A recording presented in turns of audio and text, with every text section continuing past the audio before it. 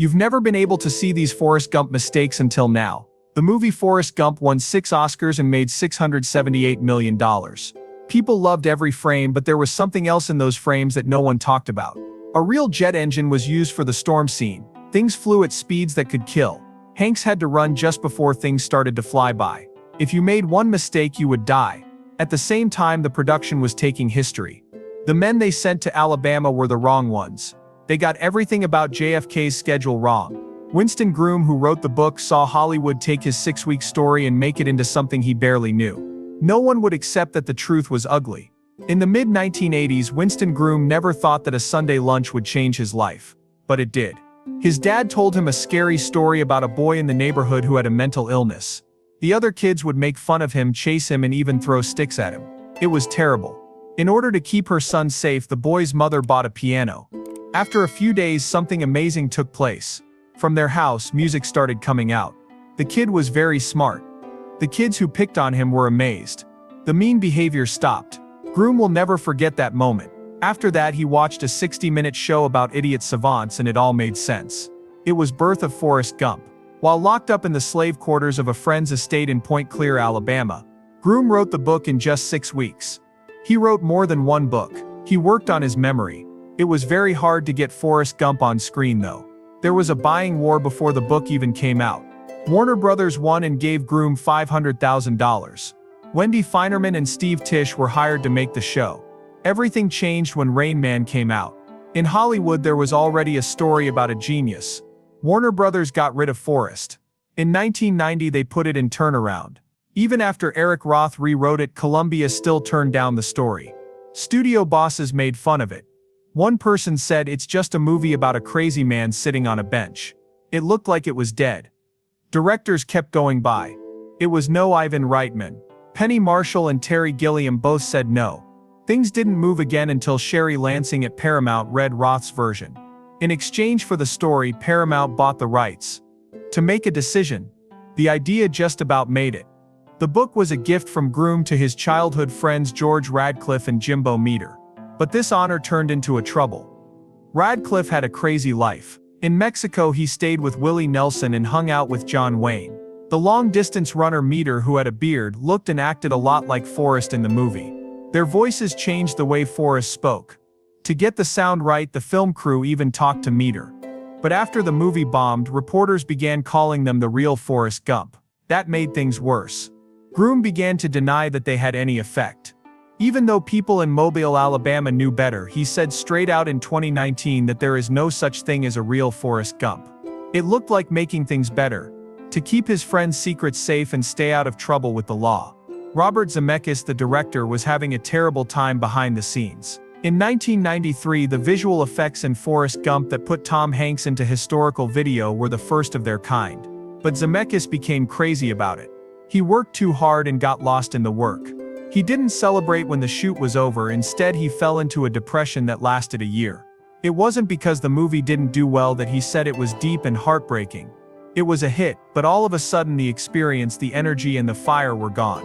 He said it was like this huge hive disappeared overnight. He said that a lot of filmmakers don't stop working because they don't want to deal with the emotional crash that comes with it.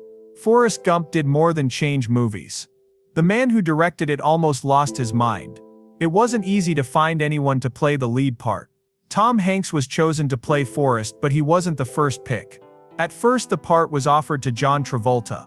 It was turned down by Travolta. It was Pulp Fiction that he decided to make instead.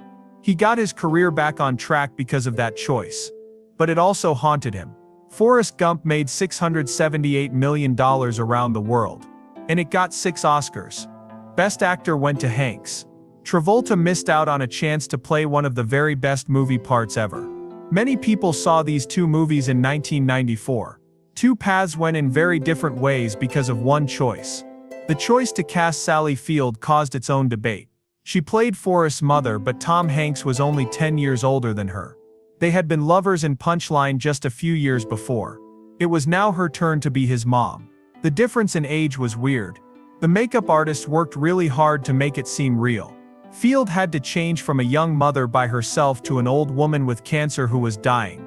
Hollywood doesn't give older women many good parts very often. Field's case showed how messed up the system could be, where a woman in her 40s can play a love interest one year and a mother the next. After that there was Robin Wright. Jenny was her role. Love interest for Forrest, who was having problems, but her casting almost didn't work out.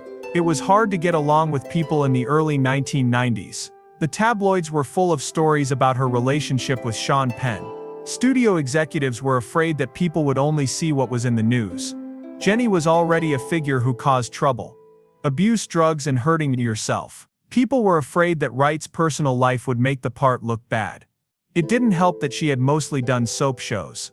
It was Robert Zemeckis who fought for her. He saw something in her pain that was the same as Jenny's. He was right. Wright gave a real performance that made her a serious performer. She would be in charge of House of Cards years later. But this was a huge risk in 1994. Gary Sinise had his own fight. He wanted to play Vietnam veteran Lieutenant Dan, who was hurt in battle. The people in charge of casting said he was too good-looking and beautiful to be realistic as someone who had lost both limbs. That was how old-fashioned Hollywood thought back then. Sinise had to work hard. He tried out many times. He did something cool for them. He was more than just a pretty face. He had a lot of power. He didn't waste any time when he finally got the part. He was nominated for an Oscar for his work. Lieutenant Dan's story and how he got hurt. People were deeply affected by his anger and his healing. Sinise to spend the rest of his life helping soldiers because of the part. The Gary Sinise Foundation was made by him. The part not only changed his career, it also gave him a reason to live. The kid who played young Forrest also had a story. He wasn't taught to be an actor. Michael Connor Humphreys. He was found at a school for kids who have trouble learning. Casting agents were looking for people who were real. They found it in him, but that makes me think about some tough things. Was Hollywood taking advantage of a child just to be realistic? It wasn't just that Humphreys played a figure with a disability. He was living it in some ways. And Forrest's early scenes were often used to make people laugh. That's too much for a kid to carry. The movie went viral around the world. Suddenly this boy was well known. But did he or his family know what that would mean in the long run? Today people talk more about fair hiring and inclusion. But that wasn't the case in the early 1990s. Humphreys said that he liked the event. However, the way he was found at a school for disabled kids is still disturbing. Forrest Gump was the fourth most successful movie of 1994 when it came out. It quickly made more than $100 million in 18 days, $200 million in 46 days, and $300 million in 193. A huge success on paper. They did something else behind the scenes though. Paramount began cutting the money once it came in, which was $191 million by the end of 1994. First, there is a 32% distribution fee. That's $61 million gone. Then $73.5 million was spent on ads. It will cost another $62 million to distribute, and Tom Hanks and director Robert Zemeckis will also get another $62 million. Lastly, they added $6 million in interest charges from St. Torridon. When you add it all up, they said the movie made $191 million while it cost $253.5 million. A fake loss or a game that was fixed. Larry Gerbrandt, an expert in the field, said the truth was much worse. He thought the movie made about $350 million, and that wasn't even the worst thing that happened. Behind the movie's moving story and record-breaking box office numbers were broken lives. This man, Richard Blumstein, was one of the worst victims. Because he went to MIT, he came up with lip-sync technology in the 1980s that let actors' mouths match new speech. He said that Forrest Gump used his unique method to get Tom Hanks to talk to JFK, Johnson, and Lennon. Blumstein said he never said it was okay. He sued Paramount and Industrial Light and Magic in 1995 because of this. It wasn't just for money that he sued. It showed how Hollywood often copies or steals from creators and then sues them and costs them a lot of money. The case made waves in the world of visual effects. All of a sudden, artists became guarded. Ideas that used to be freely shared between studios are now closely guarded. Collaboration was replaced by fear. One big hit had changed everything. However, that wasn't the end of the shady business. Around the world, Forrest Gump made almost $348 million. Posters of that worldwide hit looked good. The money trail was a mess. Paramount managed the foreign release with the help of many subsidiaries. That country made $50.4 million from the movie. Japan brought in $68 million. Together, France and the UK gave an extra $51 million. But the gains were hidden by clever agreements. In some places, distribution fees went up to over 35%. Above the standards for the business.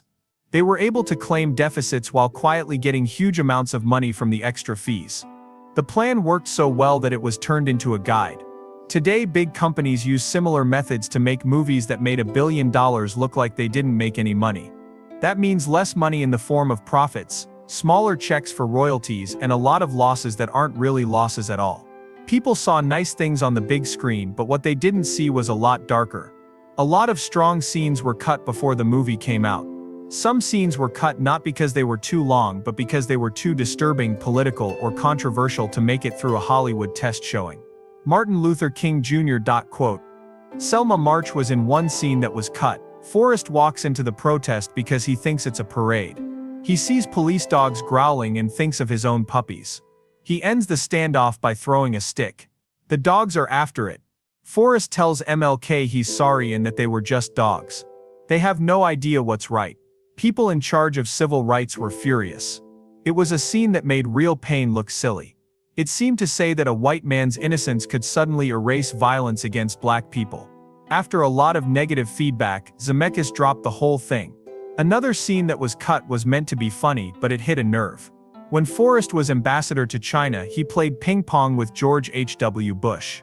Forrest hits Bush in the groin with the ball in a scene built with computer effects.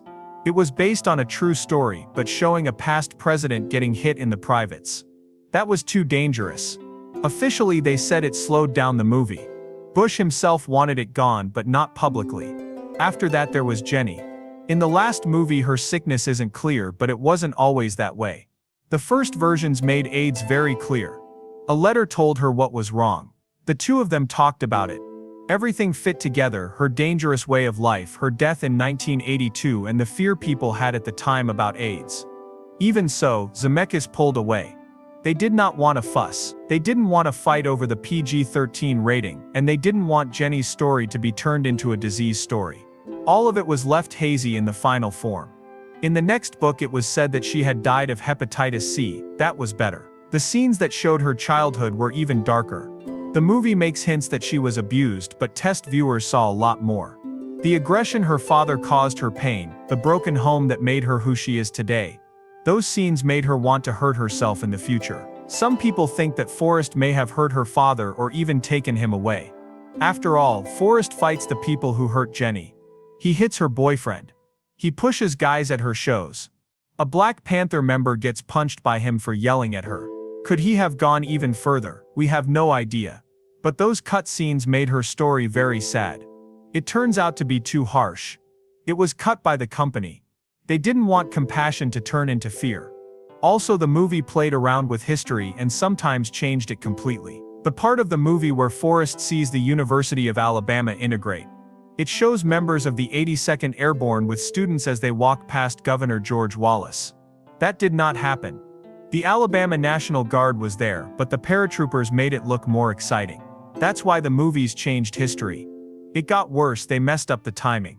Forrest makes the All-America team and meets JFK after the scene with the black people.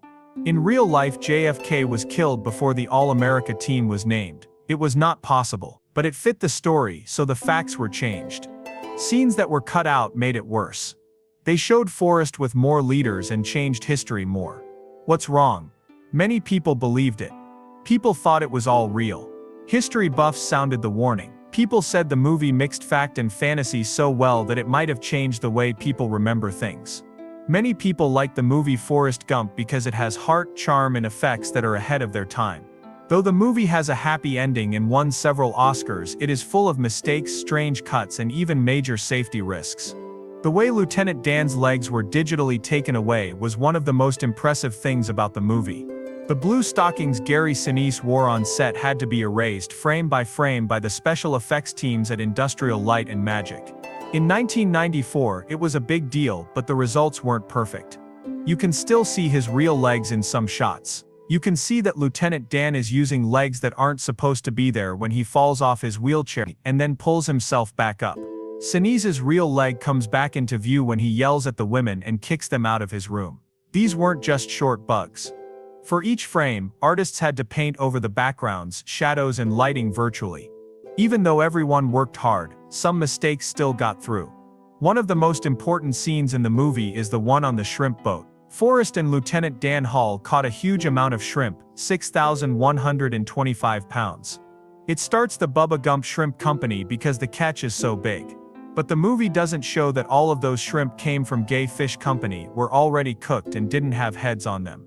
Around $26,140, or about $295 to $3 per pound, was paid by Paramount for shrimp that had been cleaned and put in the fridge for a long time before they were caught. When shrimp are caught in the wild, they don't come without heads. That takes place later on the boat. That's why you see shrimp coming out of woods. It's food you'd find at the store. In a strange twist, Gay Fish Company had been fishing for real shrimp in that area for 75 years, but the movie makers chose to fake it. The famous bench in the movie also caused a lot of trouble. To make room for Tom Hanks, 3 similar chairs were built, along with 2 more for use in the background. However, they kept getting stolen. During breaks, fans would take the chairs, so the crew had to keep replacing them. In the end, Paramount made 10 more just to give to the cast and crew as gifts. There was a mess with continuity. Scenes would sometimes cut between shots of different versions of the bench because each one was a little different. One of the original benches ended up at the home of designer Rick Carter, where it survived a huge fire in 2025, even though it was badly burned and broken. There are still people who go to Savannah, Georgia, hoping to see the original bench, but it was never meant to stay there. The real props are no longer around. Not all of the problems going on behind the scenes were harmless. The storm scene almost turned into a real mess. The team set up a jet engine at Port Royal's shipping port to make Hurricane Carmen look like it was really happening. It was meant to blow wind and water around the set, but it did both too well. The force got too strong to handle. Things flew at dangerous speeds. Afterward, Tom Hanks said it was the most dangerous thing that had ever happened to him on set, because the wind was so strong, one wrong move could have hurt someone badly or even killed them. He had to run just ahead of things that were flying around in strong gusts of wind. Everything had to be timed to the second. All of this was done before scenes like these could be quickly replaced with computer effects. In order to be realistic, they put lives at risk. The bugs aren't the only thing that's wrong. Things get even worse when you look at how the movie shows events and people. Look at the scene with Black Panther. It shows Forrest getting lost at a loud, angry political gathering. The guys are dressed in leather. They yell and raise their hands in anger. Elaine Brown, a former leader of the Black Panthers, said that the scene was a complete lie. It was shown that the group was a cult that hated white people, which is not at all true. The real Black Panthers cared about civil rights, food programs and schools. Most of the time they didn't even dress that way in meetings. But for millions of moviegoers, that one scene was all they knew about the group, and it was wrong. It also sends a strange message about how smart people are. Even though he doesn't understand most of what's going on around him, Forrest is shown to be kind, lucky and wildly successful. A lot of smart people say this is a bad thing because it suggests that being smart might make you less moral or good. People fail around Forrest not because of what he knows, but because he doesn't question anything. Real horrors like racism, war and abuse are glossed over in the movie because they are seen through his confused eyes. Some people say that this makes important history seem like background noise and teaches people not to think too much. Jen's story is one of the most painful parts. A childhood friend of Forrest is sexually abused for years, but the movie doesn't talk much about it. It's clear that Forrest doesn't understand what's going on when he says that her father loved her and kissed her all the time, but the movie lets that description stand. Mental health professionals say this makes her trauma less scary. Jenny's later problems with drugs, dangerous relationships and activism are shown to be a lot like. When she dies of what many people think is AIDS, it's seen as the natural end of a difficult life, which makes it seem like she caused it. Experts say that this portrayal reinforces negative ideas about people who have been abused and might even make real victims less likely to ask for help. Some veterans groups have also said bad things about the movie and how it portrays Vietnam. It got good marks for being accurate about the war, but it doesn't mention anything about what happened afterward. PTSD isn't talked about. The movie doesn't show the sadness, homelessness, drug abuse and suicides that thousands of troops went through. In real life, many soldiers didn't show signs of PTSD until after the government's one-year deadline for paying them had passed, leaving them without any help. In the movie, however, Forrest quickly fits back in when he gets home. People treat him like a hero. There are no signs of the protests, racism, or suffering that most soldiers actually went through. People who watch this clean version of war will feel good, but it hides the real pain that happened in the past. Finally, there's Bubba, a nice black man who wants to run his own shrimp business. He is only in the story to help Forrest get rich though. Vietnam is where he dies. And Forrest later makes a shrimp business with his name on it. Bubba's dream never comes true. He doesn't get many lines besides shrimp talk. Some people don't like him because they think he's a typical magical black man who doesn't have any goals of his own and only lives to help a white hero succeed. If Forrest gets rich, no one will remember Bubba. The movie makes it seem like they both had the same chances, but that's not how it was. Not only does Forrest get a grant that Bubba would never have been able to get, he also gets business deals that in the 1960s South would not have been possible for a black man. Forrest makes money off of Bubba's idea in the end, but Bubba's family only gets a check. Inequality based on race happens in the real world, but the movie never talks about it. Forrest Gump was more than just a big hit at the theaters. It became one of the most talked about movies in American academia. On college campuses, people got very angry about whether the movie should be shown in history or film classes. A lot of schools chose to get rid of it completely. Some people said it twisted history. They said that the movie didn't show the harsh reality of Jim Crow racism in the South. Even though Forrest lives in Alabama at that time, the movie mostly stays away from the subject. Instead, it makes the South look sweet and innocent, which is what scholars call fake hollow nostalgia. The film's conservative theme became clear as more people watched it. It gave characters rewards for following the rules and punishments for breaking them. Rolling Stone said it was very bad. They say that Forrest stays alive by doing what he's told, while the rebels and thinkers get AIDS or lose their legs. For many, that wasn't just bad storytelling, it was dangerous propaganda that looked like a happy story. Outside of the US, people were even more critical. Critics from other countries said the movie supported American culture imperialism. People said that Forrest Gump made US war activities look good while ignoring the harm done in other countries. That movie showed them how Hollywood can spread American ideals around the world, even if those values are based on violence or lying. They said that the movie gently pushed people to obey without question. Everything will work out if you do what you're told. That message upset people in other countries so much that some film events wouldn't show the movie at all. They didn't want to show what they thought was soft power rhetoric. After some time, the Nazi Me Too movement brought a new wave of criticism. People started to look at scenes again that they hadn't seen before. Jenny and Forrest were in one of the most upsetting ones. Jenny starts the sex even though Forrest makes it clear that he doesn't understand what it is. Some people said that Forrest couldn't give educated consent because he had an intellectual disability. Some people said it was the same as having fun with a child. Even in 1994, if the roles were switched and a guy touched a disabled girl, there would have been anger right away. Forrest's mother was involved in another upsetting event. In the movie, she sleeps with the director of the school to get Forrest into a normal school. This was played for laughs at the time, but people today saw something much darker. A man in power forces a mother who is weak to have sex. Now critics say that's rape. These scenes showed how the movie made pressure seem normal, especially when it happened to people who didn't have much power or knowledge. In the 1990s, it showed how little Hollywood cared about consent. People who work with disabled people also had a lot of problems with Forrest Gump. They said that handicapped people were only seen in two ways, as sad or magically inspiring. Some people said that the part should have gone to someone with a real brain disability, even though Tom Hanks won the Oscar.